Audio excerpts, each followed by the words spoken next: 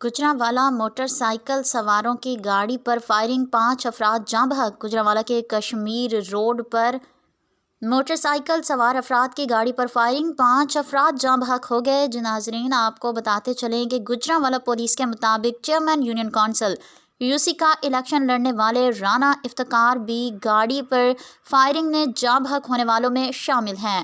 Police حکام کے مطابق Rana Iftikhar P T I ticket per chairman you کے امیدوار تھے۔ پولیس کی بھاری نفری بھی موقع پر پہنچ گئی اور علاقے کو گھیرے میں لے لیا گیا۔ فورینسک ٹیمیں بھی موقع پر پہنچ گئیں اور شواہد اکٹھے کرنے میں مصروف ہیں۔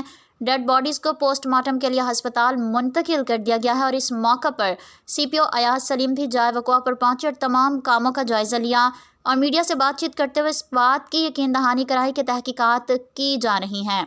نگراں وزیر اعلیٰ پنجاب نے آئی جی سے گجرانوالہ میں 5 افراد کے قتل کی رپورٹ طلب کر لی ہے۔